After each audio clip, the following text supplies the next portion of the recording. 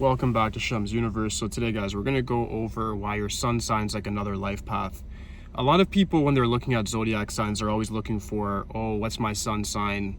And then they think that's the conclusion of it. Like, that's not accurate whatsoever. Your moon sign carries a lot of accuracy when it comes to your emotive response to things. I would argue that that is almost more important than your sun sign to a certain degree. And your rising sign's the direct minute you're born, the Eastern star, and tells you how to rise in life. Very similar to your expression number. I would say that your sun sign is very similar to the life path number nonetheless, and that in order to feel accomplished in life, in order to hit your karmic duties, because we all have a karmic duty in the face of the universe, we have to sort of follow our sun sign to a certain degree. And it's very simplified because we all kind of know what sun signs mean already. But if you don't follow sort of the archetype that you've been set upon, it can lead to other things. And I want you guys to note this. I'm using very generalized archetypes for this video, but there's different decans and so forth as well. So there's 3 different decans for each zodiac sign. There's cusps. So there's obviously a little bit of exception. So if you have questions regarding anything I've gone over in this video in respects to what sun sign or decan you fall under, you can just hit me up in the comments or direct message me on Instagram or send me an email at shemsuniverse@hotmail.com. and I'll answer those questions for you for free, just because that's just simple questions. I'm not going to charge the $17 for that. The only time I'll charge the $17 for the Ask Me Anything is if it's an elaborate question, like what's my compatibility like with somebody else based on our sun signs, our birth numbers, blah, blah. When it's stuff like that, then I have to elaborate and do research. That's when I'll start charging. But when it's just simple stuff about yourself, I'm not going to charge you for that. That should be free. So each sun sign is an archetype that you have to understand that you're meant to actually fulfill. It's like a footprint that you're meant to actually fill. That's the thing, and people don't really see it that way, but it's definitely in that context. You need to view it in that way. So to start off, if you're like an Aries sun sign, you're actually meant, very similar to the number 1, to be a leader. Like, you're meant to be somebody who people see as the leader, the general, the innovator, the pioneer, the person that's starting and collaborating things, person that's bringing people together. You can do that in a social setting, you can do that in a business setting. I'd recommend both, but overall, Aries people are usually meant to be leaders to a certain capacity nonetheless. When I look at Taurus, Taurus is a sun sign that's all about stability. It's about cooperation, relationships. It relates to Venus a lot. When it comes to Taurus, I would say it's like the 2, but it's a little bit more aggressive, a little bit more steadfast, and a little bit more resolute with decisions. If you're a Taurus person, like, you're meant to create a very good family life, more similar to the 6, and you're meant to live a very luxurious life. So you're meant to actually accrue a great deal of wealth and actually have nice things, nice objects, cars, houses, yachts, what have you. I don't mean that your whole sole purpose in life should be to get rich, but you're supposed to have a very harmonious life when it comes to family, business, success. All these things are supposed to tie together for you as a Taurus person. When you look at Gemini, Gemini is meant to accrue a great degree of intellect. Gemini is often seen as duplicitous. They're very good communicators. So if you're a Gemini person, your greatest potential, your life path is going to be to use your communication to actually make money, or at least to instill knowledge in other people. I'm a May 25th Gemini. I do YouTube. I try to at least give other people knowledge using my communication, because I know I can articulate myself in a certain way that most people understand, whether they're from a certain socioeconomic background or a different one. It doesn't matter. They'll still understand the words that I'm saying, and then they can relate with their life. And I can obviously switch my tonality or the way in which I express myself based off who I'm speaking to. That's another trait of the Gemini, very, very adaptive. For Cancer, your greatest, I guess I'd say for your life path, is to get in touch with your psychic clairvoyant side, and also to use your spirituality to accrue financial success.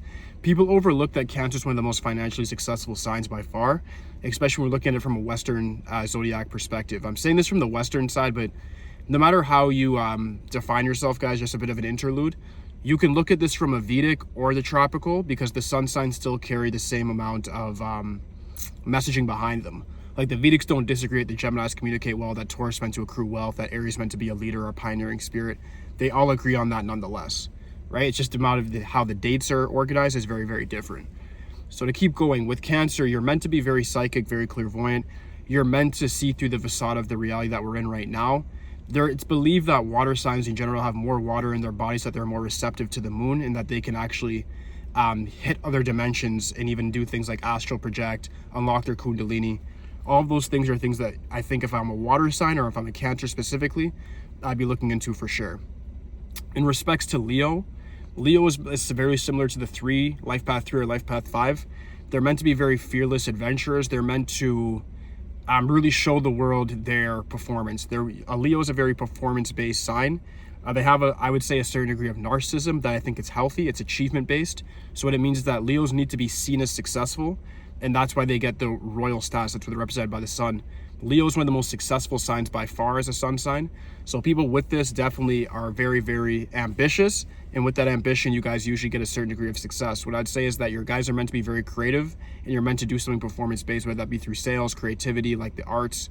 It's completely your choice, but nonetheless, you guys are meant to be noticed. So make sure you don't try to hide yourself or hide your abilities. Make sure you're on the forefront within your career. When it comes to Virgo is meant to be more like I'd say the 6 or the 7, in the sense Virgo can be a homebody. But I'd say like the 7 because Virgo is represented by Mercury just like Gemini. But Gemini likes to run their mouth. Look at me, I'm talking for 10, 20 minutes at a time. Virgo likes to more so be the people that retain knowledge and then apply it in technical ways. These are good scientists, good reformers, good people for analytics in all sorts of ways, whether that be through financials like trading, whether that be through experimenting forensic scientists.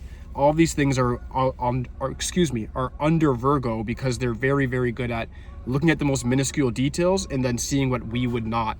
So you guys are very good for any sort of career that revolves around detail orientation, but also your life path is about accumulating as much knowledge as possible and implementing it in the right way. So using your brain and not your hands to make money. I'd argue that Virgo obviously makes good engineers and mechanics as well, but it's just a matter of like where your intellect leads you ultimately. Libra is meant to learn about justice, very similar to the 8. Saturn is exalted in Libra. Libra is definitely meant to understand what justice means. They make very good lawyers, mitigators, arbitrators, people that can bring groups into cohesion or agreements. However, Libra also could do very well in creative spaces as well and in corporate situations. Overall, I think Libra underestimates themselves too much. If you have a Libra as your sun sign, which I'd like to call a life path now, your life path is to learn about the law of karma and understanding how that influences your life and then those around you. So that's a very condensed statement, but it means everything for your sign.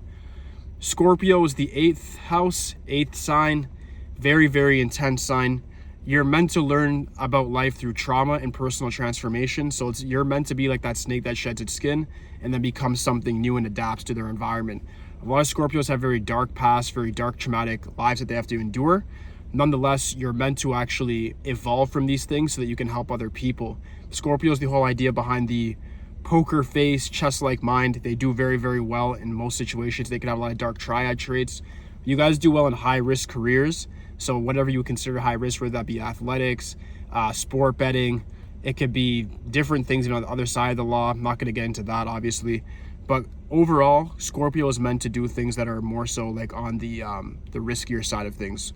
The things that other people don't want to do, so you guys make a lot of money from the negatives in life.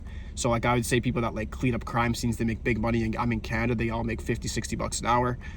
You guys, Scorpios, will be very good with that. You guys are also good with like, if it be shorting a business that's going under, studying different things like wars, and then seeing how you can invest in maybe even different guns associated with that said war. This is where like Scorpios shine the most. It could be a limitless amount of things, but more than ever, you guys are just meant to learn from your negative situations how to create positivity from it. So you're meant to actually turn darkness into light. If you understand that one statement, darkness into light, that's your life purpose as a Scorpio. Sagittarius, you guys are meant to get very educated and figure out a very stern ideology. Sagittarius people overall to me are very, very intellectual. They're one of the smartest signs next to Aquarius and Gemini as well. Having said that, Sagittarius people are meant to create a firm belief and be philosophers in a sense by teaching other people how to do something tangibly or intangibly. So either you guys affect people in an intellectual level or on a very physical level in a sense of just teaching people either how to do things that they're going to use hands-on or at least just with their mind in an abstract way. But overall, you guys are the teachers of the zodiac by far. When we look at Capricorn, Capricorn's meant to learn a lot about karma as well. It's associated with Saturn. Capricorn is meant to learn about how to accrue a great degree of wealth and status in this life. It used to be represented by the crocodile or the water. So this is a very like reptilian cold sign. What I'd say is you guys are meant to obviously learn something that's not brought up. Sorry, there's a quick mosquito in my car. Something that's not brought up with Capricorn is that you guys are meant to Learn about your emotional side. The Saturn is a very cold and inert planet that makes you guys unable to sometimes create good emotional ties with other people. And you guys will look at it like weakness. You have to learn how to balance the material world and your ambitions with also your sentimental side in order to have real success in this life and actually go through what karma expects from you. Aquarius is meant to be obviously an innovator. Most innovators are Aquarius by far, fixed air sign. Very similar with the 11, I guess. It's very influential. We're in the Aquarian age. So if you're a sun sign Aquarius or rising sign Aquarius specifically, you're going to have a very big advantage in this day and age. It's not going away. Your whole life is going to be age of Aquarius. So you guys definitely have a lot of leverage. Aquarius people are meant to be the black sheep to a certain extent, like the LifePath 4 or 8, but they're meant to be that black sheep because they have their own firm belief that they have to sort of embody and then put it into the world to manifest it. So you guys are meant to manifest new ideas and new things and overall just be inventors. Pisces is the last one. You guys are the most adaptive. I'd say you guys are very similar with the LifePath 9. You guys are very, very adaptive people. You guys also can teach people about themselves. You guys are very good for healing other people. Very good like other water signs when it comes to being psychic. So you guys can understand other people very well. You're meant to understand your spiritual side, but you're also meant to obviously have success just like everybody else in the material way. But your biggest lesson is obviously going to be surrounding boundaries. I think Pisces gets walked over too much, especially the February born ones, in comparison to the March ones that are more so in your Aries. So you guys need to make sure that even though you can be nice, make sure that people aren't stepping all over you. So Pisces is meant to learn about self-boundaries and learn more about their psychic clairvoyance overall, but obviously learning how to actually include that spiritualism in real life application. Very similar to Cancer. All right, so that is the whole video for today, guys. If you have any questions for me, just please leave in the comment section. Aside from that, like, subscribe. Holla at me too for today, guys. Peace.